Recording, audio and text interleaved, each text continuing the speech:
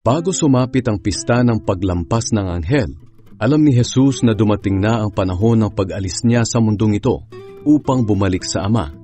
Mahal na mahal niya ang kanyang mga tagasunod dito sa mundo at ipinakita niya ang kanyang pagmamahal sa kanila hanggang sa katapusan. Nang gabing iyon, naghapunan si Jesus kasama ang mga tagasunod niya. Inudyukan na ni Satanas si Judas Iscariote na anak ni Simon na traidorin si Jesus. Alam ni Jesus na ang lahat ng kapangyarihan ay ibinigay sa kaniya ng Ama at alam din niyang galing siya sa Diyos at babalik din sa Diyos. Tumayo si Jesus habang naghahapunan sila. Hinubad niya ang kanyang damit panlabas at nagbigkis ng tuwalya sa baywang niya. Pagkatapos nagbuhos siya ng tubig sa isang planggana at sinimulang hugasan ang paa ng mga tagasunod niya at pinunasan ng tuwalyang nakabigkis sa kanya. Paglapit niya kay Simon Pedro, sinabi nito, "Panginoon, huhugasan niyo po ba ang mga paa ko?"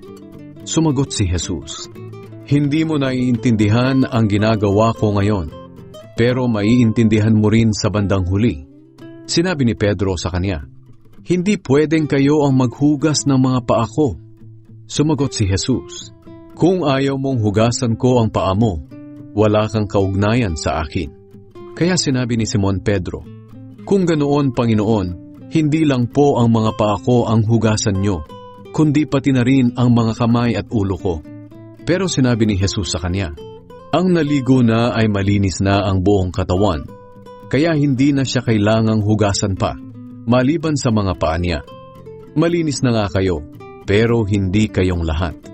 Sinabi ni Jesus na hindi lahat sila ay malinis, dahil alam niya kung sino ang magtatraidor sa kanya. Nang mahugasan na ni Jesus ang mga paa nila, muli niyang isinuot ang kanyang damit panlabas at bumalik sa hapagkainan. Pagkatapos tinanong niya sila, "Naintindihan niyo ba ang ginawa ko sa inyo? Tinatawag niyo akong guro at Panginoon, at tama kayo dahil yan nga ang totoo. Kung ako na guro at Panginoon ninyo ay hinugasan ang inyong mga paa, dapat ay ganoon din ang gawin ninyo sa isa't isa. Ginawa ko ito bilang halimbawa na dapat ninyong tularan, kaya gawin din ninyo ang ginawa ko sa inyo.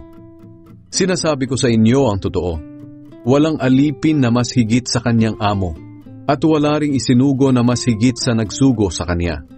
Ngayong alam nyo na ang mga bagay na ito, mapalad kayo kung gagawin nyo ang mga ito. Hindi ko sinasabing mapalad kayong lahat, dahil kilala ko ang mga pinili ko. Pero kailangang matupad ang sinasabi sa kasulatan na trinaydor ako nang nakisalo sa akin sa pagkain. Sinasabi ko ito sa inyo bago pa man mangyari, upang kapag nangyari na, ay maniwala kayo na ako nga ang Kristo. Sinasabi ko sa inyo ang totoo, ang tumatanggap sa mga taong isinugo ko ay tumatanggap sa akin, at ang tumatanggap sa akin ay tumatanggap sa nagsugo sa akin.